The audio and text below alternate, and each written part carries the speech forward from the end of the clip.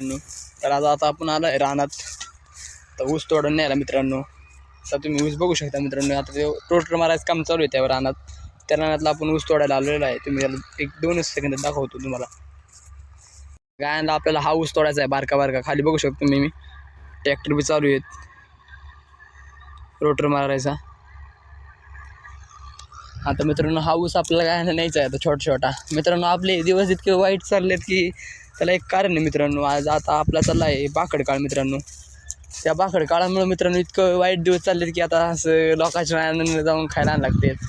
कुठं असं गावथे ज्याचं गावात आणा, कुठं काय आणा असं चालले मित्रांनो. इतकं वाईट दिवस चालले आहेत की बाकड काळात गुरं सांभाळायची मित्रांनो सोपं नाहीत. आता आपल्याला लोकांच्या रानाची कडेची घाण बांधाची घाण आणून आपल्या गायांना चालावे लागते. इतके बेकार दिवस आले मित्रांनो.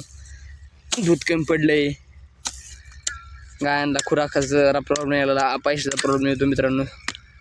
सोपं नाही बाकड काळात मित्रांनो काय सांभाळायचं. मला सांगतो 10 गाय आहेत.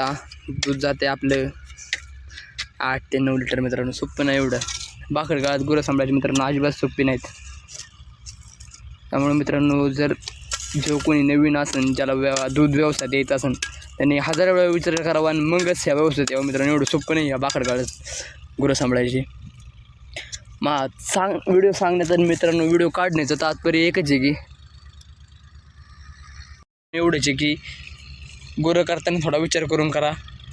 काय तुम्ही गुरं घेता नवीन, बाबा 10 लिटर गाय दूध देते 6 महिने गाय. तुम्ही आता गाय वेल्यानंतर 3-4 महिन्यात गाय लावली नंतर खूप आवड आहे.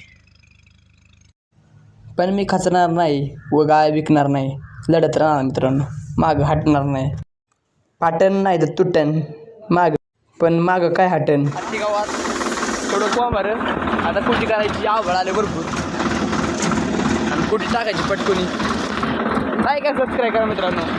यूट्यूब